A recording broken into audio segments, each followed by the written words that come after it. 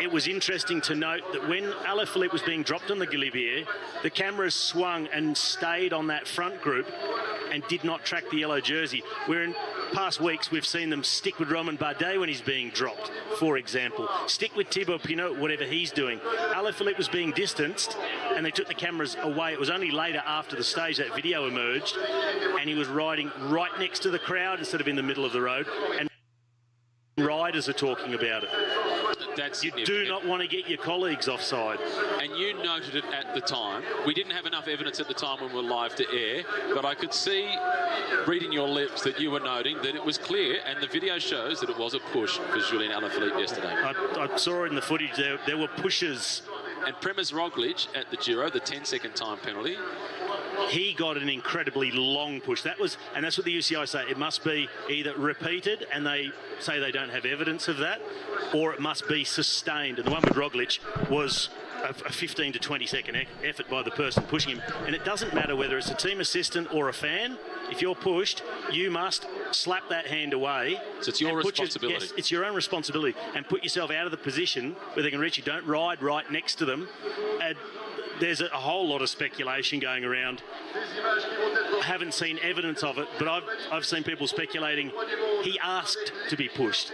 I don't know. I won't confirm that, but I've heard it.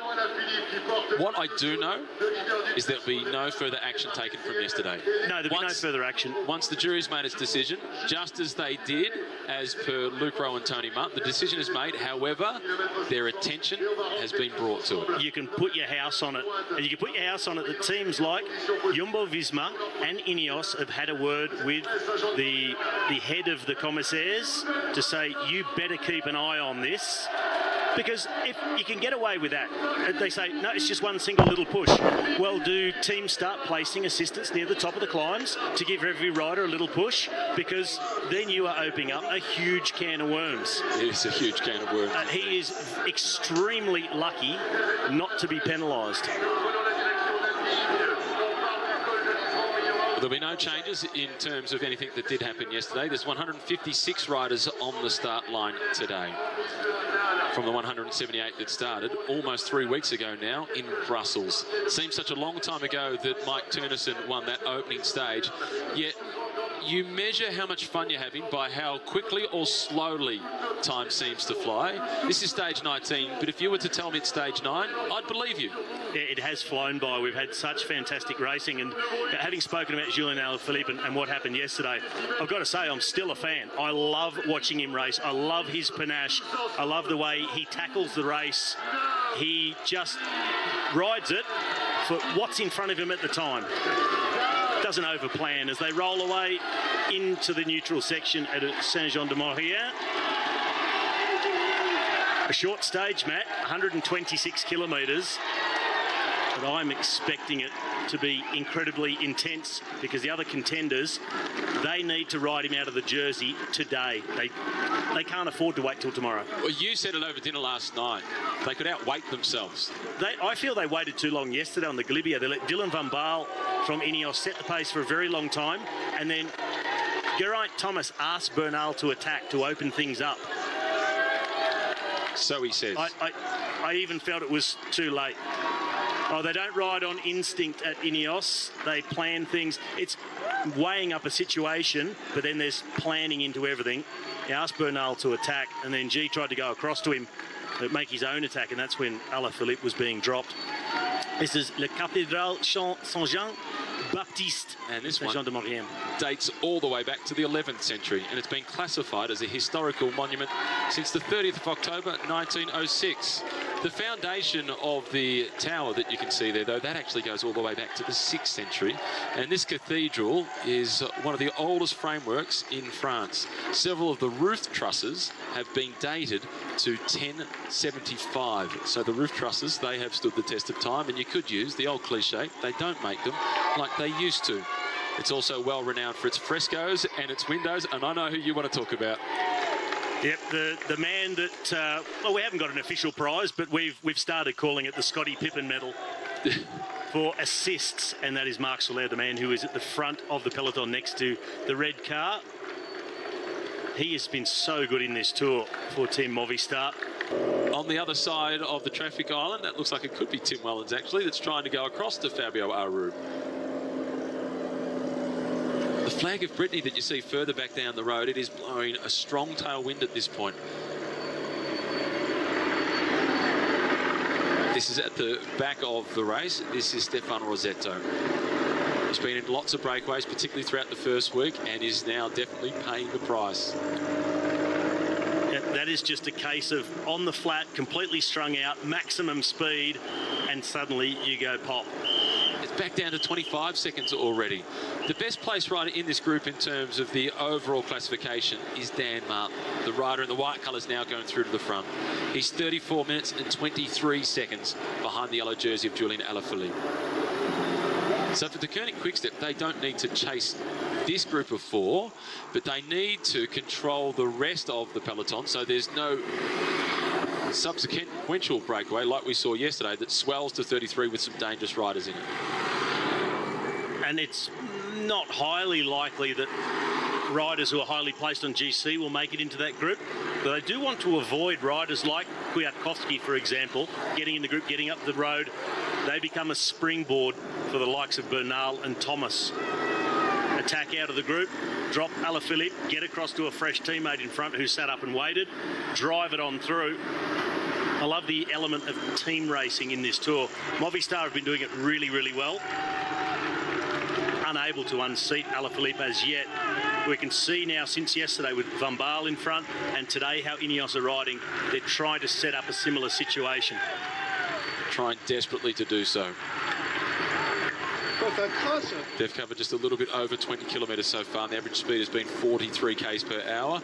Lars Bak has managed to return to the rear end of the peloton just in time for the start of the climb. And when you've just returned, that is a horrible sight. As we hover above Le Fort du Sapy. Fortified complex that was built purely for a defensive mechanism. This has itself standing at around about 1,700 metres above sea level. It was built in the late 1800s. Yep, your heart sinks when you just get to the back of the peloton. You see the sign that says start of the climb, 3.1 kilometres to the top, and it completely strung out like a long snake in front of you, and the pace on. 21 seconds now, the gap to this front group. Aru still trying to get his way across. I wonder what the emotional response will be from Dan Martin to this attack from Fabio Aru. Was that Moscon that was trying to... Well, they're clearly trying to mark the moves. Ineos with a strategy to get themselves into a breakaway. So much support, Alaphilippe. Lots of support for the current race leader. Nibali with a sneaky look across the left shoulder to see what's happening behind. Still holding strong, 25 seconds, and that group of 4 will be more comfortable on the climb than they were on the flat. Exceptional climbers who have made it into the front group. And this is going to split now, and this will become a big group if they can push this on. Aru, Woods, Bardet. Jack Haig has made it into the move at the moment, and it is splitting behind them. And it's splitting at the back. This is Kalmazan now who's been distanced. He'll have plenty of company pretty soon. I see Michael Matthews in the background. Galopin at the front trying to force the breakaway for Roman Bardet. Stephen Krooswijk has followed this move. He is really quite close to the front. So there'll be a reaction to that. They will not want to let this group go because Krooswijk is up there. George Bennett as well, I spotted. And then Movistar, they're shutting it down. But little cracks and splits all the way down the group. And Simon Yates was near the front as well for Mitchelton Scott. Tailwind up the climb. Perfect for these 4. It's down to 17 seconds because of that reaction, but they're steady. This is gas on, gas off, as the French champion, affectionately known as Wawa, Warren Barguil, is the next to go, followed by Galopin. But Tony Galopin really struggled in the early part of this tour with the injuries he sustained from a crash in the French Championship. He's starting to come back into form. He looked so sore in the first week. I grimaced watching him, and I felt uncomfortable watching him. It was a big call to even start him in the tour, wasn't it? It's impressive that he's gotten through that first phase, and now he's riding this strongly at the back end. Well done, Tony Galopin. Fabio Aru once again in the white colours behind them. Flick of the elbow for Warren Barguil. Galopin wants the polka dot jersey to be with him. The big K on the move now. That is Ilnar Zakarin. Or is he on the move? No, he's just rejoining. Well, that's the split near the front. Yeah, this was the attack that was going at the bottom of the climb, and it did split, but there was some highly placed riders in there, and I saw Kerswijk following the wheels, so that forced the reaction of the rest of the favourites to shut it down. Galopin, Barguil, just a small advantage over Fabio Aru, who looks over his shoulder, and once again he'll see Michael Woods breathing down his neck. Now another small gap opening up, so rider on the front of the main peloton, just letting the wheel go, swinging across, trying to create, or help to create that breakaway. Trying to. At the back, number 95, that's Sebastian Langeveld. He's second last overall. And that was Michael Hepburn, who was just in front of him. Also going back, Gonçalves. This is Pascalon. In fact, this is Van Melsen from Wanty Group Goubert. Now, it went down to 17 seconds. It's been inconsistent with the chase, but out in front, they've been rock solid, and they're all fully committed as if it's a four-man team time trial. It's back out to 21. A bit like we spoke about with how Quintana rode the Galibier yesterday, steady state effort from bottom to top, as opposed to attacks coming thick and fast, really intense into the red zone, but then you need to back off. So they're taking one step forward, two steps back in the chase group behind our leading four. And behind that move from Warren Barguil, I did note the black and yellow colours of Jumbo-Visma. They've got their strategy to try and put a rider out in front. 1 kilometre to the top of this Category 3 climb. Theo Bilbao swings across. He looks over the shoulder. A lot of checking behind from these four. Vincenzo Nibali staying cool as ever. Just keep tapping out the rhythm. Still more than 3,000 metres worth of climbing to go. And he knows if he just keeps riding right at his limit, the gap has got to open back up. Surely the favourites, who are the only one who really could close it, are not just going to ride across this gap.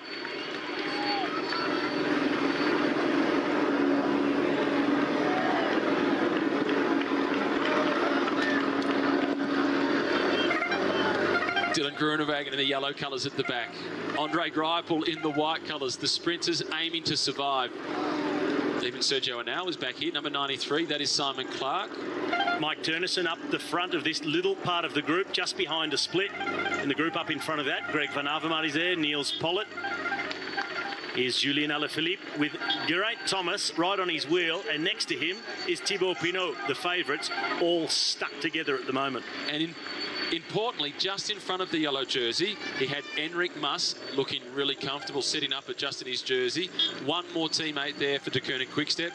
Couldn't see who it was, but I would assume that it was Dries Devenants. Guess who again? Oh, yeah, you could say it without looking at the screen. It said there's a Movistar rider, Soler, with Wellens.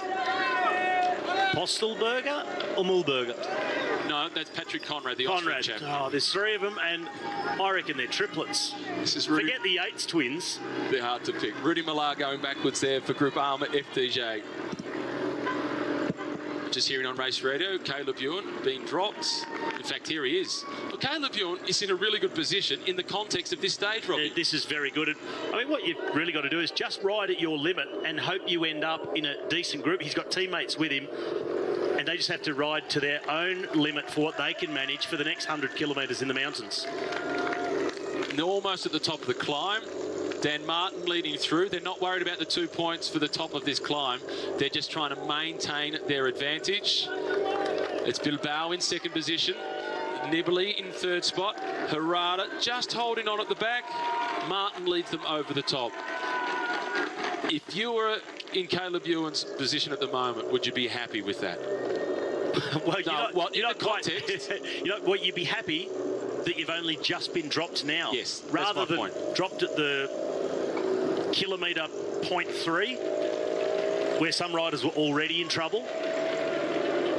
And having only just been dropped, it's feasible he could descend his way back onto a much larger group that may be able to drag themselves back up to the peloton, but still plenty of racing to come to get themselves into the break of the day. And the problem is it's a short descent, a little bit of valley road which drags up. Basically, you're on the lowest slopes of the next climb, the Category 2, the Montée de Ossoir. a 6.5 kilometre climb at 6%. These are some of the riders that have been dropped from the yellow jersey group. One of them is number 22, Kasper Asgreen, and he is all in to make sure he returns to support the yellow jersey. What about the rider in last position? Yeah, Jasper de Burst, he was in the break yesterday. He's the lead-out man for Caleb Ewan. He's been riding a really good tour, supporting Caleb. And at the back end of the tour, he's riding as if he's really fresh. He was in the break yesterday and got to witness the yellow jersey battle on the Col de Galibier. Well, he's much more a sprinter than he is anything else. And he's got himself in the break yesterday, still in the group now. So really well done to de Burst. We'll see groups flying down on the left of screen, scrambling to rejoin. And as you've told us throughout this year's tour, the race organisers, they've formed the barrage. They're not letting those team cars go past, which, if there's a mechanical problem at the front, can cause an even bigger problem, as Jesus Herrera is having trouble keeping up with the descending skills of his three breakaway companions. Yep, the other three fairly evenly matched, and Herrera struggling. Oh, he didn't quite time the bunny hop onto the bridge very well either. It's a phenomenal atmosphere on the side of the road at the Tour de France, particularly in the high mountains, with the long wait for the peloton to arrive. And I saw some images yesterday of a Dutch group leading a big sing-along at the top of the Col de Galibier, where there was the sign for Free Luke Rowe. This race continues to splint. The yellow jersey here, Julian Alaphilippe, sits just behind the Mitchelton Scott rider, Adam Yates. This is Michael Woods in the pink colours. Patrick Conrad comes through, checking the whereabouts perhaps of Emmanuel Bookman from Bora Hansgrohe. Movistar there also with Marc Soler. This race is being torn to shreds by the tempo at the front. That leading four, they still hold on to a significant advantage in the context of this stage, just 44 seconds ahead of the yellow jersey group, but there is a split, and the 19 riders that find themselves at 25 seconds behind includes Rigoberto Urán. Rigoberto Urán having started the stage in 9th position overall at 5 minutes and 33 seconds down. This is Marc Soler now coming through to the front, followed by Alexei Lutsenko. Next in line is Mollema, then it's Caruso's in the break yesterday. This is Peter Sagan, he's back with the yellow jersey group. Bookman is there, there's the yellow jersey, followed by Thibaut Pinot. But Julian Alaphilippe, Robbie, he's limited for teammates. Number 22 comes by, that's Kasper Asgreen. He's going to be important for the next 50 kilometres. It'll be incredibly important, and it'll start to be a little bit of panic stations. But what Alaphilippe has done so well so far in this tour is not panicked. You've got Urán up the front. You've got riders who can really become a danger by getting in a breakaway. But Alaphilippe, they do what they can, but they don't panic, and they wait for the others to panic first. Look at all the yellow helmets in this group. The yellow helmets of the Movistar team. There's 3 of them, and it includes Alejandro Valverde. Valverde is in that group. He sits in 10th place overall at 5 minutes and 58 seconds down. That is a dangerous group. Because I was trying to spot Landa in the group of the yellow jersey. I wasn't able to do that yet. And with all those light blue jerseys, yellow helmets buzzing up the road, it'd be easy to lose track of where Landa is. What's happening with Thibaut Pinot? This is the problem. This is for the Frenchman. 5th overall, Thibaut Pinot at 1 minute and 50 seconds down. He's looking a little rattled. He's at the race doctor. Race doctor, not mechanical. No, he's had something happen to his leg. Looks like he might have been bitten. Yeah, I wonder if he's had a sting of some sort. Pointing to it, gesturing to his leg. Or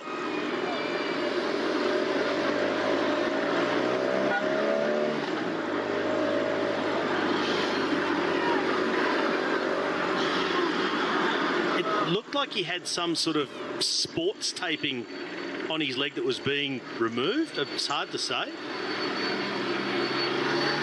But 2 of the doctors working at once. And there's more tape that's been ripped off the leg of Thibaut Pinot. And now they're putting fresh tape on for the Frenchman.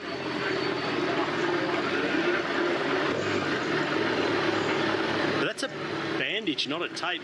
So I wonder if he's been hit in the leg by something and he's got some sort of cut. So hard to tell. it was a violent reaction from Thibaut Pinot, a real shock to the system, whatever it was. You could see it on his face and really looked quite panicked.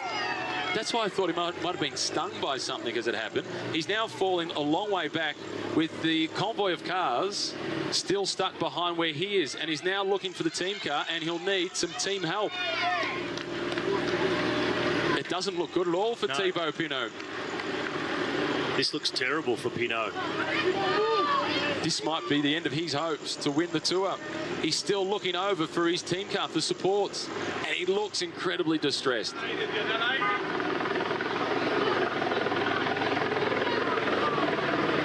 I'm sure he doesn't want the TV camera with him, but we want to know what is happening with Thibaut Pinot.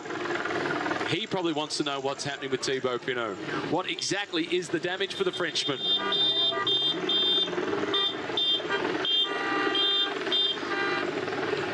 He's desperately close to coming to a grinding halt. I think this is going to be end of Pinot's Tour.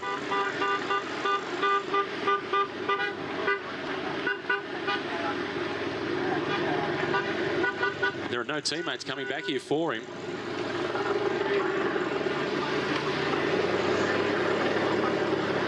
This is a lonely moment for Thibaut Pinot in a very public atmosphere. Pat on the back coming from Anthony Roux. Elia Viviani is in this group, the Italian sprinter. Rudy Mollard tapping him on the back, and they're not waiting. This is tour over for Thibaut Pinot. This is game over. We do not know what has happened with his leg, but it was very sudden. It's a matter of time until he pulls over and steps off. It's always extremes with Thibaut Pinot. You can see the look of concern from Alexis Goujar as he rode past. Everybody is just shocked. Us included.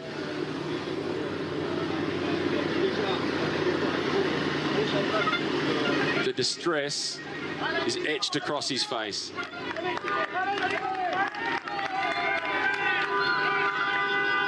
The mechanic with the scissors, it's hard to tell if it's a muscular problem, something suddenly gone, or he's been hit by something. He takes the scissors himself. He's going to cut the bandage off again. Pandemonium at the Tour de France.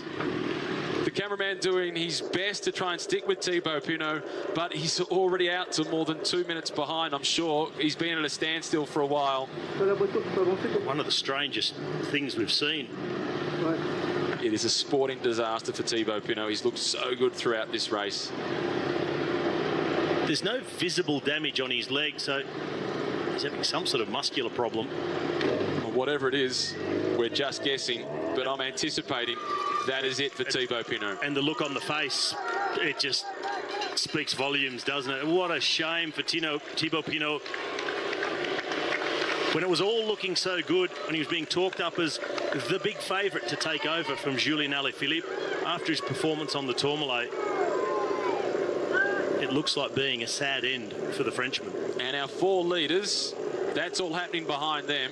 They're about to be caught by a big group that includes multiple riders from the Movistar team, and chiefly amongst them is Alejandro Valverde.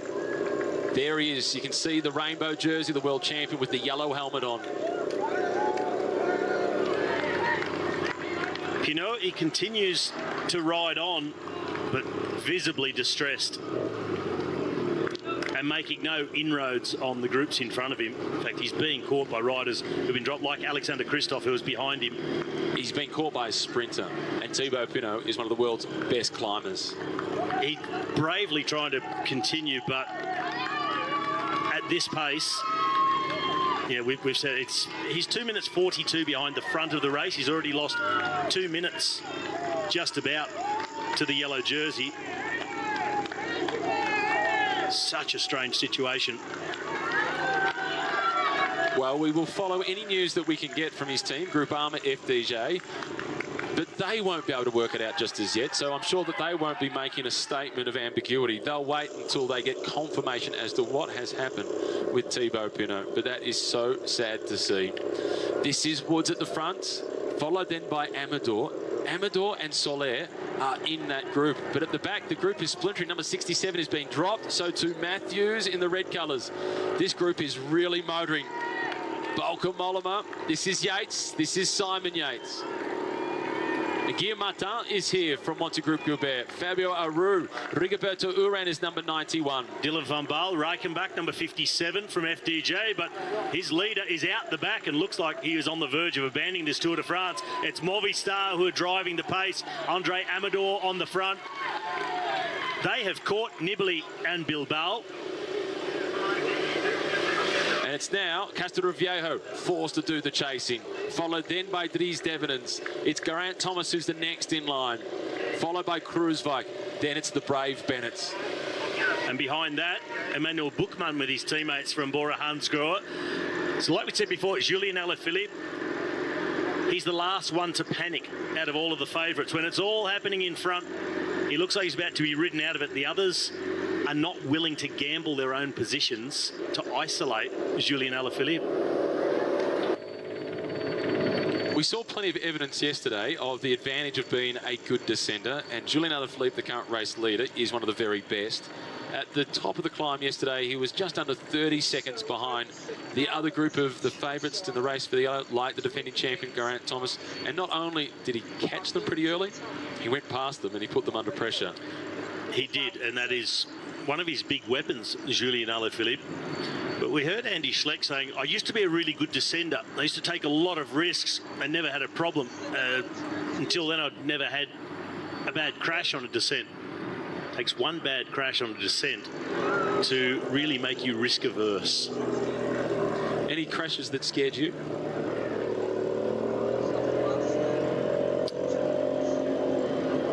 I wasn't scared for long because they happened so quickly, but a couple of times within the last kilometre or just coming into right as the sprint was starting, 300, 250 to go, been involved in crashes where they go down all around you, all in front of you, and you know you're going down. A split second later, you are down, you're sliding on the road, you're rolling along, skin's coming off, so you don't have long to be scared, because then you're dealing with what's just happened to me, what hurts, what's broken. But there is that moment where time seems to stop. When you know you're going down, it's beyond the point of being able to save it. You have that tiny bit of slow motion, and then it speeds up times 10. Once you hit the ground, it speeds up a lot. On a positive note, which was your favourite descent in the Tour de France? I loved them all, to be honest. Whenever I got to the top of a mountain in a mountain stage, I loved every descent. I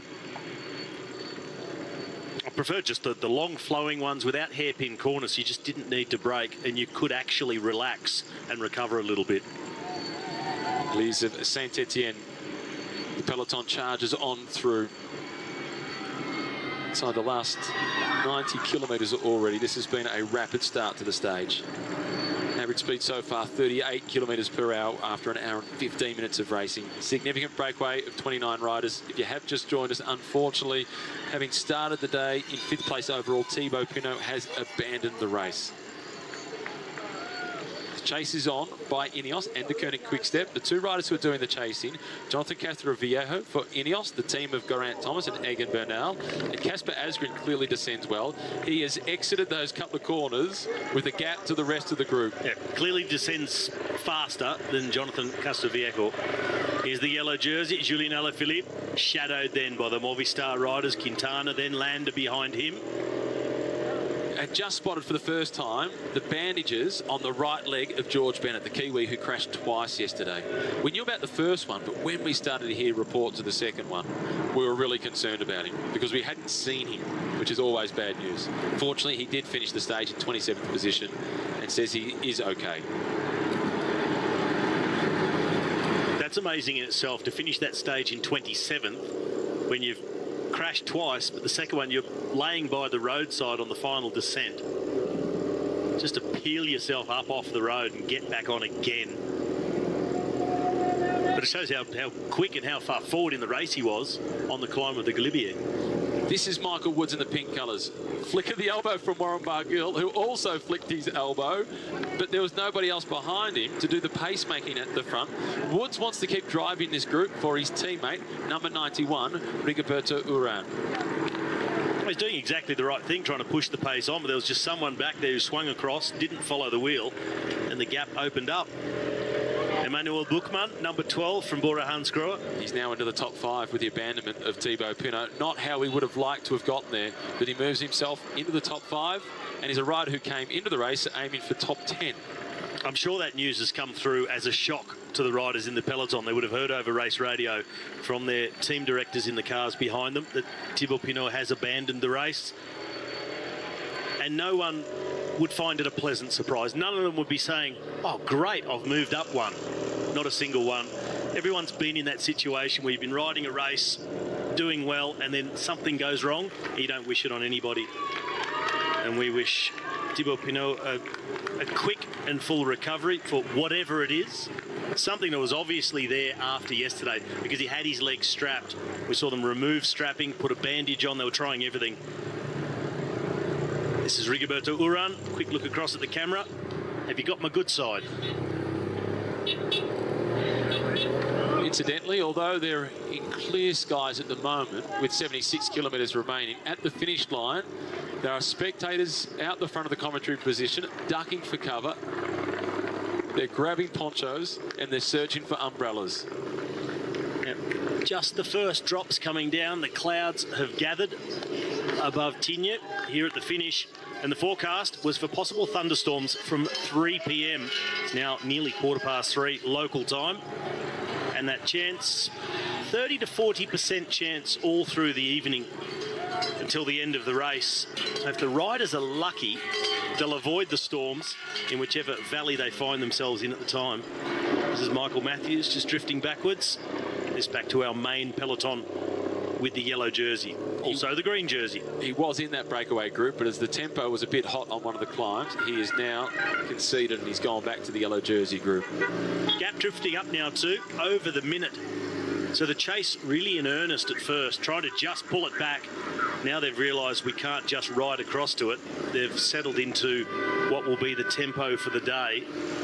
There have to be some big accelerations from the domestiques who are left. Like Walt Poels, if he can find the form of recent years. And that's a big question mark at Team Ineos. That is the question mark. They do have the card of Dylan van Baarle in that breakaway group. They could make the call, OK, Dylan, we need you back here. Wait. Oh, it was like yesterday. He'll be sitting there not contributing very much at all and waiting for the signal from the team. We saw yesterday at the point where he went out the back of that front group, it seemed to be taking too long for the liking of Jonathan Castroviejo, who was gesticulating as we get the confirmation of race radio. Michael Matthews distanced from that breakaway group. Yeah, Castroviejo, he would have liked Dylan van Baarle to get back there a little bit sooner to take over the pacemaking duties. He did that very well on the slopes of the Galibier before the attack came from Egan Bernal. Geraint Thomas said, I asked him to. He wanted more pace. He wanted the tempo to be hotter on that climb. This is Woods now. He's been in that breakaway and he looks like he is starting to feel the ill effects of multiple days in the breakaway. This group splitting up under the pressure that has been applied at the front. 63, this is Andre Amador. Second day in the breakaway for him. That is Ali Gisbert in the white colours for Kaya Samsing. They don't look very well organised at the moment, this leading group. No, here number 122 is Fabio Aru. He's on the wheel of Simon Yates, a dual stage winner. Bauke Mollema is also here, 136 for Trek Segafredo. The teammate of Richie Porte. This is Laurence de Plus from Jumbo-Visma. Guillaume Martin made his way into the break again. Bilbao, Galopin, Woods. No, not Woods. He's further back. Urán, excuse me. There's Van Baarle. Do they make the call to have him head back to the head of the peloton and assist with the chase? Giulio Ciccone is also in this group, another teammate of Richie Porte, a young Italian.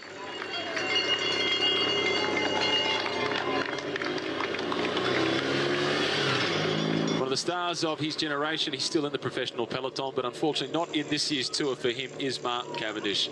In addition to winning 30 stages throughout his career at the Tour de France, he's also had a stint in the famous Maillot Jaune. Let's take a look at Mark Cavendish and his time in the yellow jersey.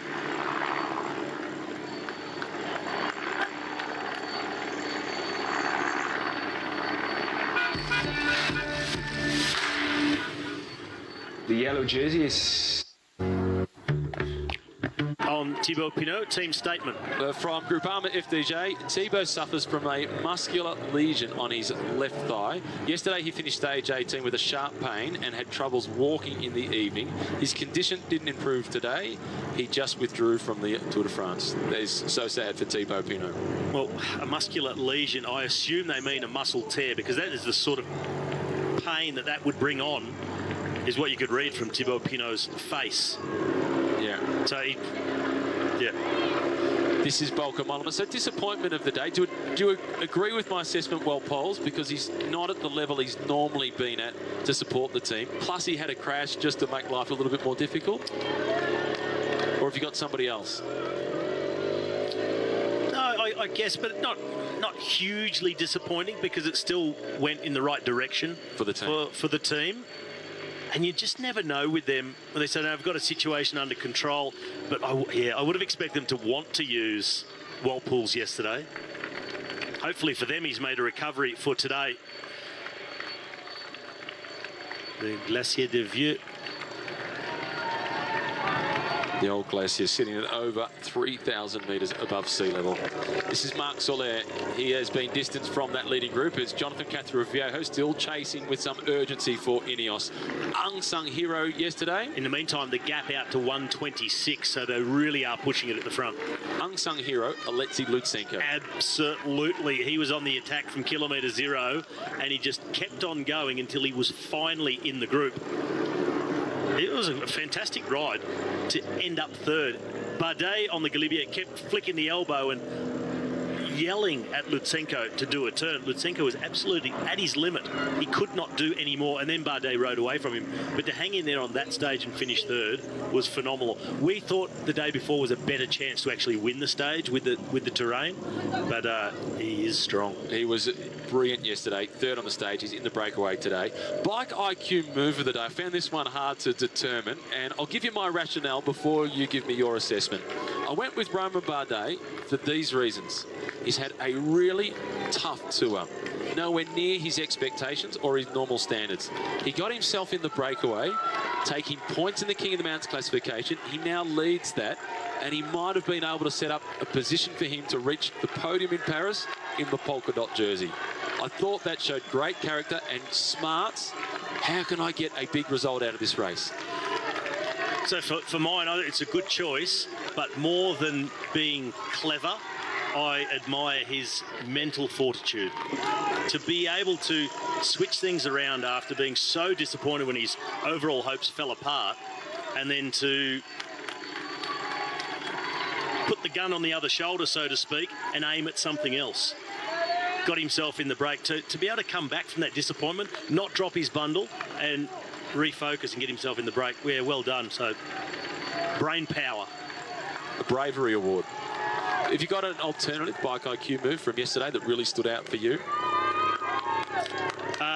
It wasn't the team assistant of De Koenig Quickstep with the push of Julien Alaphilippe. Wasn't that. Got your attention though, didn't it? Egan Bernal. Traded in the country, the nationality of the team. It goes to where the riders hail from as well. Yeah, exactly. And of course, plenty of coverage in Australia as being an Australian registered and sponsored team.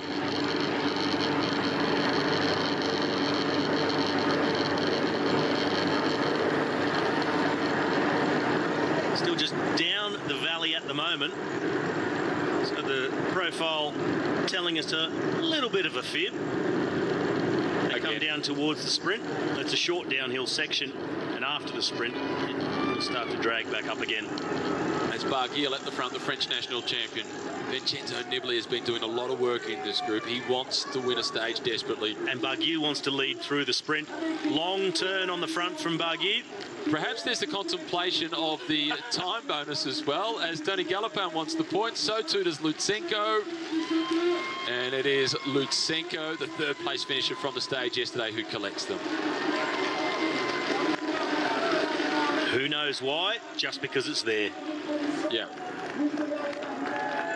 Number 77, that's Magnus Cort Nielsen at the back of the group.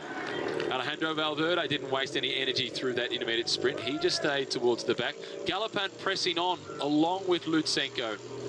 Just because it's there. Fabio Aru has now been caught by the main peloton, being led still by Jonathan Cathero-Viejo and Casper Asgren. And coming towards the front, Bora Hansgrohe now doing the chasing. That is Daniel Oss that sits in third spot, because the position in fifth overall of Bookman is under threat by Uran and Valverde. And this has always been the saviour for Julien Alaphilippe. Riders further back on GC, they all start to protect their own positions. The team of Bookman and himself, well, he came into the Tour saying, I'd love to finish in the top 10. At the moment, he's occupying fifth overall.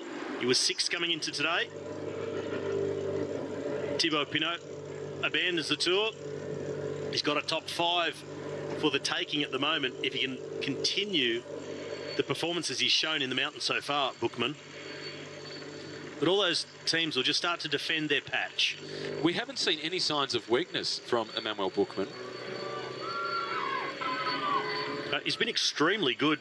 Steady state riding. But he hasn't chosen just to sit in the wheels either. On the Tourmalet, there was a moment where he came to the front where it was really crowded, very narrow passage. He went to the front, and it wasn't to sit up to try and get them to go at his own pace, slow things up and recover. He really went through hard and put riders under pressure. Yeah, indeed. Now we see the peloton coming through Basson, where the sprint was held. This is one of the regions in the Alpine parts of France. It's not really focused on the Alpine skiing. It's more looking for cross-country skiing. They've got 150 kilometres worth of tracks that sits on this plateau at around about 1,800 metres. Well, that would give them good coverage all winter long. And there is the shooting range.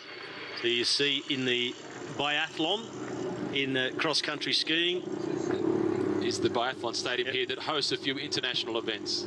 I always admire that, but they ski in heart rate around 200 and then hold their breath between shots, laying or standing. Each of those activities independently is really, really hard. Putting them together is super tough. Nibali still driving through in the red colours from Bahrain Merida. Valverde also contributing to the pacemaking. He knows if he's a passenger in this group, others won't work. Van Baal, though, rolling through to the front for Ineos, will try to slow things down. Rigoberto Uran at the back, number 91. Just making sure he's got enough fuel on board. Mitchelton Scott, they're represented in the breakaway by Simon Yates. Back in the group with the yellow jersey is the young Australian Jack Haig, making his first appearance at the Tour de France. And we caught up with Jack before the start of today's stage. Let's now have a listen to what he had to say. We will again have Robbie's Gran Fondo, and it's a really fantastic day out in the Gold Coast hinterland. 3 different courses, 60, 100 or 130 kilometres. You choose your level of pain with really nice climbs, 5 to 6% gradient. And that's the type of event that gets people introduced to cycling, think, hey, I really like this, get kids involved too. We've got lots of kids that take part as well, doing the shorter rides. And we also have a little kids ride that we support a local special school with facilities, with hand cycles that are being bought through one of our charity partner called Condev Cares. They're doing some fantastic work down there, and they're about to build them a track for riding all their different types of bikes on, the kids that attend the special school down there. So we're supporting that through Robbie's Gran Fondo this year. So if you're in Australia, even New Zealand, anywhere through Asia, you'd like to make a trip down to the Gold Coast, love to have you at the event.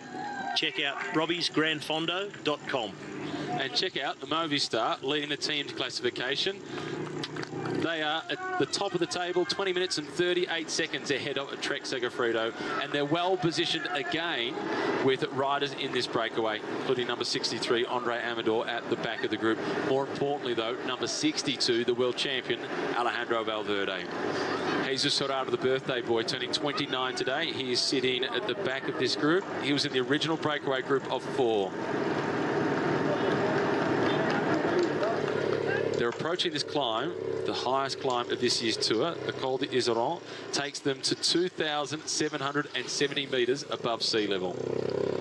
Well, we see the profile there. You'll be familiar with the colours now. Green, easy. Blue stepping up a little bit, up towards 6%, and then into the red, 6 to 9%. And that's what it is for so much of the Iseran. As much as the gradient, or even more, in my opinion, is just the altitude. But as they get to the top, you see that section, 9.3%. This is one of the longest graphics we've seen so far on this tour. It's only a 13-kilometre climb.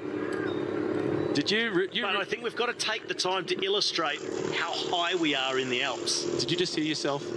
Only a 13-kilometre climb. Yeah. In the past and in this tour, we've done climbs of 20, 24 kilometres long. And tomorrow to Val Thorens. It's 33 kilometres long to Val Thorens. So this one's only 13, but the altitude, 2770. That's the key sticking point today. That's like having someone's hands around your neck, wringing it. And Alejandro Valverde, historically the 39-year-old, he has struggled at high altitude, number 62 in this group. And while you're organising your Gran Fondo, Robbie, I've got to work out a way to try and get a little bit fitter to do L'Etape Australia. Well, you're going to come and do my event first. You'll be back from the Vuelta. It's a week before the Worlds. So you're coming up to the Gold Coast. That's it. No more discussion. Done. And you're doing the longest ride as well. You're doing the 130, not any of the others. Why are you laughing? Well, I just thought you might say, OK, I'll do the 60 with one climb. Yeah. The last time I went You've at least got to do the 100 with the two major climbs. The last time I did a ride with Robbie up near his place in the hinterland where his event is, I kept hearing this phrase, don't worry, Keno, it's just a little bit further. Don't worry, Keno, it's just around the next corner. Yeah, but I took you on a special climb for that one. Climbs of the Fondo a bit shorter, 8 kilometres long and 9 kilometres long, 5 to 6%. I took you on the one that was 16 kilometres long with pinches up to 22%. Yeah, you told me it was 6Ks long and it was just gradual. You're welcome. AG2R Le Mondial are now chasing. This is Matthias Frank, who's at the front. Romain Bardet is in no position for the general classification. He is chasing that breakaway group because he wants points in the King of the Mountains classification.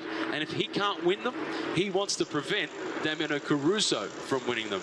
So he's put teammates on the front to do the chasing to stop Caruso closing in on the polka dots. He's waited. Van Baarle has been in the breakaway for Ineos. He has now waited. Well, that is good news for AG2R. This is Gilbert, who was in the break and driving it for Warren Barguil. He comes to a grinding halt. Job done. This is Magnus Cort, still pushing on. He's done a great job to get into this breakaway. A guy who started his pro career more renowned as a sprinter. As we see the Gruppetto come through the intermediate sprint, driven by Soudal Lotto. Look out for Caleb Ewan in here then. A spot. Andre Greipel is there. Ewan was there. Dylan Groenewegen here at the back of the group in the yellow and black with the blue shoes. And it's worth noting, Robbie, they're working turns. They're not just cruising. And that's what the Gruppetto always has to do. Wherever it's flat, slightly downhill, cooperate. Big teams time trial, really drive it. But so many rides from Soudal Lotto, there'd be riders in there thinking, great, free ride, at least on the flat. And when it comes to the mountains, they settle into a tempo that their sprinter can handle. The thing to do in the Gruppetto, help me with the word.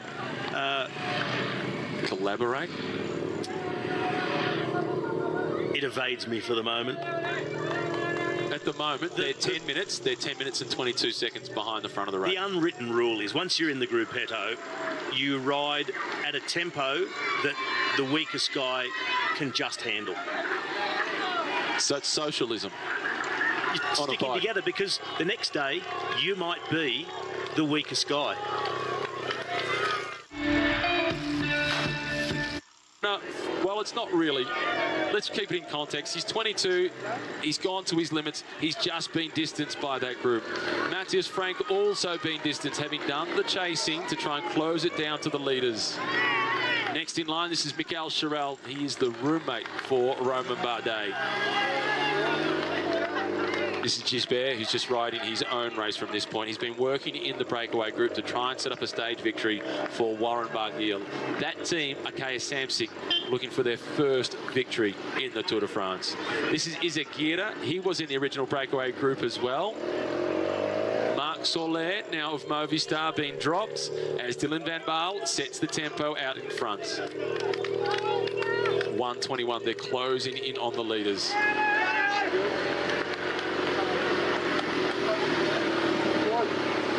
It is a neck-and-neck battle between Marc Soler and Casper Asgreen for the domestic of this tour up until this point. David Gaudu, number 53, still surviving in this group.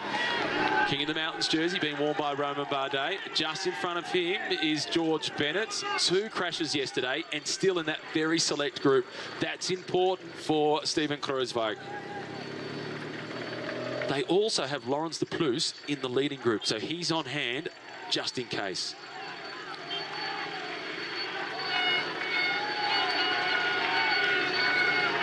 Just look at that entire picture. If that doesn't make you feel just slightly insignificant, we look at these great riders and then zoom out. Can't even spot them in the enormity of the Alps. Van Baal, a rider recruited to the team for the Tour of Flanders and Paris-Roubaix. Flatland specialist, the cobblestones. For the last 2 days, he's gone into the early breakaway, then dropped back and supported the best climbers in the world. We've seen it over the years with Team Sky, now Team Ineos, as our last 2 riders on the road. These were the first men dropped today. They are going to be in trouble. De Buschere, Marco I think Haller. It's Marco Haller at the same time. That's a voiture ballet, the broom wagon. And we saw the Gruppetto go through at 10 minutes and 20 seconds, and that feels like it was at least 10 minutes ago. Yeah, they're at least 10 minutes behind the Gruppetto. That is trouble for those 2. They're at 19:30, so they are in elimination zone. They're at real risk of not being able to start tomorrow. What courage Bardet showed yesterday to fight and bounce back after a disappointing start to the tour. He's still in the hunt to get himself a spot on the podium in Paris. That's for the King of the Mountains jersey. The team cars from the breakaway now, they've been dragged off to the side of the road. Richie Porte is still there. He collects from one of his Spaniers, and he's still got teammates in that leading group. At least he's got one. He has. It's Giulio Ciccone, who's still in the leading group. And here he is on the fronts. The young Italian who wore the yellow jersey for 2 days. So far, Ciccone is the only guy to have taken a yellow jersey away from Julian Alaphilippe. Alaphilippe got it back, however, and is now wearing the yellow jersey for the 14th time in this year's tour. Simon Yates at the back, number 108. Number 57 in the red colours, the Swiss national champion. That's Sebastian Reichenbach. With his teammate, unfortunately, Thibaut Pinot out, he gets his chance to aim for a stage win. There's our 3D graphic, the front of the race. Now just some 350 metres behind is the group with Thomas, Alaphilippe. A couple of riders just in between on that graphic, dropped out of that breakaway group. And the top of this climb is at 37.5 kilometres to go. Then long, fast downhill brings them into Val d'Isère, a little bit flatter. Then they race around the lake down below Tignes, through the tunnels. That's also a moment, have your wits about you, really be paying attention. The tunnels are mostly unlit. How long? A few 100 metres each, one of them around a kilometre. So really dark, it's sunglasses down onto the tip of the nose and look over the top so you can see enough. A bit like Dad reading the newspaper in the morning. There's quite a few potholes and road repairs in the tunnel, so it's bumpy in some sections. And it's also wet from yesterday's downpour. The water just leaks through the rock, leaches on through, and it's wet in the tunnels. There's no turns within them though, so that shouldn't cause too many problems. That is good. When they come through those tunnels, out the other end, they can see across till 5 kilometres to go, but they've got to ride past. Keep going down the valley, do a U-turn, and then they make the final climb up to Tignes, 7.4 kilometres at 7%. So they get an extra 2.5 kilometres rather than turn across the top of the dam here below Tignes. The climb tops out 2 kilometres from the finish line, then it's a flat run through to the finish effectively. Van Baal still at the front. The riders who have been caught from the breakaway, that's Patrick Conrad from Bora Hansgrohe. He's taken the opportunity to collect some food for Mühlberger and, more significantly, Buchmann. Bilbao also having been caught from the breakaway. Just on that final 2 kilometres through to the finish after the official top of the climb here in Tignes, it's not flat through to the finish. It just keeps on dragging up all the way into the finish line. I rode it earlier today. Okay, I'm not in Tour de France condition. I was never a good climber in the scheme of the Tour de France, but I was still huffing and puffing coming up. It is a serious drag, some little kicks as well on the way up, so it's not flat. We'll call it less steep. Less steep. Just an unofficial part of the climb. The back of the breakaway group, 108. Simon Yates has not been contributing. He's been saving. This is Tony Galopin. He's been dropped from the breakaway, caught by the yellow jersey group, and distanced once again. And it's Van Baal who is still the rider driving the tempo. Front group, 8 kilometres from the top of the Isserand. A lot of downhill. We know Julien Alaphilippe loves it, and he's the best at it. They've got to go very soon. They can't let Van Baal go for as long as he did yesterday on the Galibier before they light things up. This is Bilbao, who's now been dropped from the yellow jersey group. Is it a chase of the leaders, or is it an effort to put the yellow jersey under pressure? It can be both. From one will come the other. They've got to ride their own race here. They've got to get rid of Julien Alaphilippe today. If they don't do it today, because of course you don't know what's going to happen tomorrow. You might not get the opportunities. The climb up to Valdobbiadene is very long, but way less steep. It's only around 5.5% average. And if it happens to be a headwind on that climb tomorrow, that's a bigger advantage for the yellow jersey to sit the wheels. You don't wait till the last chance. They've got to do it today. And there goes Van Baal. So now Walt Pouls is taking over. This is the real start of the setup for Ineos to put the yellow jersey under pressure. For the second day running, a big performance done by Van Baal. That's Patrick Conrad that just goes through the left-hand side of the screen. We return to the rear end of the leading group. Dan Martin has now been caught. He won't last too long. It's Walt Pouls who is on the front. This is Michael Woods, and that's from the leading group because he's been doing so much of the pacemaking for his teammate, Rigoberto Urán. And this is where Urán needs to push on with it if he wants to improve his place on GC. He can't worry about thinking about the stage win. He's just got to go if he wants to move up on GC. Ciccone being dropped 133. Lutsenko, third from yesterday, 76, is also being dropped. And Reichenbach, the Swiss national champion, the red colours. Nibali driving, working full gas at the front. Also in the back of his mind, not just the stage, the King of the Mountains jersey for Caruso, his teammate who sits just behind him. Well, this is perfect for Rigoberto Urán, but the gap now just 47 seconds back to the yellow jersey group. Yates holding on at the back. And Walt Pouls is setting the tempo. And altitude starting to have an effect. They are above 2,200 metres above sea level now.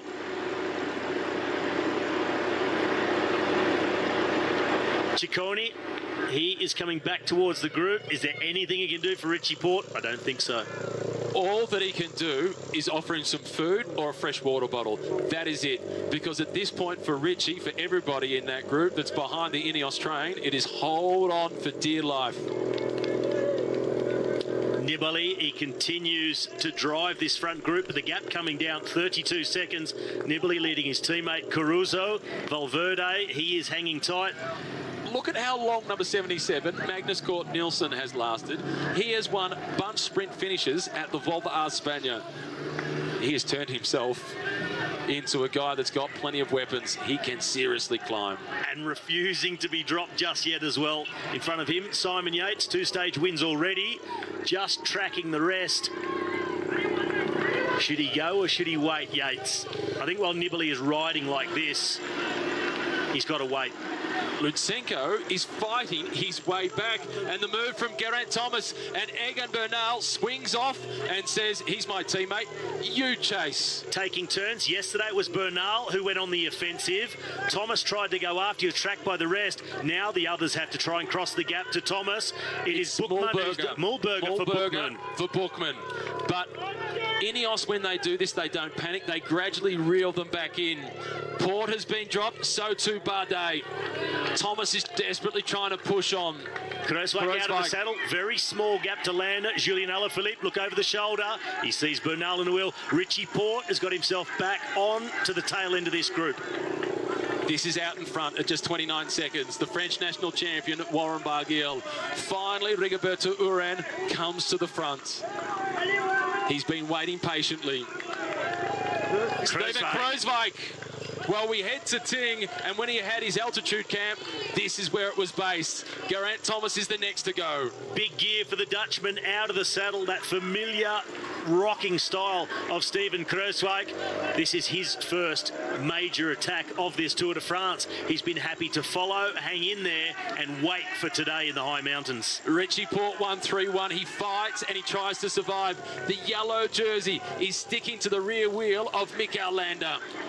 Egan Bernal, he goes from behind them. He rides across the gap and he looks comfortable. Landa out of the saddle. Alaphilippe, he can't follow that. The yellow jersey losing touch. He's totally isolated now. He looks across his shoulder. There are no teammates for the Maillot Jaune. He's wrestling with the bike. He's wrestling with the mountain. And his rivals are sensing blood in the water. Kruijswijk, followed by Thomas. Mühlberger and Bookman still coming across, but Alaphilippe he's not done with yet. And they won't be done with him until the finish line. He has so much fight. He gets a very long descent to try and work his way back on. But of course then has the final climb up here to Tignes. They've got him on the ropes. And Kruijswijk has ridden across to the leading group. He's not too worried about Thomas at the moment. Port goes past Alaphilippe, but Alaphilippe still has enough in the tank to get on Richie's wheel. Guillaume Martin is number 191. Port, a flick of the elbow, back to the yellow jersey. Not much more he can do. Everybody now approaching their absolute limit. Kruijswijk looks back. What's the damage I've done? I'll check for you, says G. And Bernal is there, Mühlberger and Bookman. Bookman is emerging as a real threat. He is at just 2:14 behind the yellow jersey. Mühlberger, he's dropped now. Fantastic work. And Bernal now goes. Bernal, he let Thomas attack. He dropped back behind all the others, had a look, rounded them up one by one. Now he goes to the front. Kruijswijk, the grimace. They're all still in the wheel, but Bernal is only just getting started. And he's got 5 more kilometres worth of opportunity. 30 seconds is the gap to the front of the race for the yellow jersey. As Bernal has cracked them, he has opened up the gap. Egan Bernal, the longer this climb is, the better it is for the Colombian. We could be seeing history made for Colombian cycling.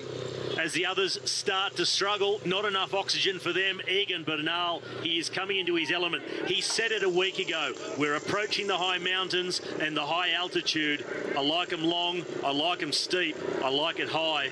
I'm ready. He is blasting through the thin air, still chasing Warren Barguil. Lawrence de Plus now will be waiting for Kruijswijk. It's de Plus off to the left. He's looking across the shoulder. It is every man for himself. The world champion battles on number 62, Alejandro Valverde.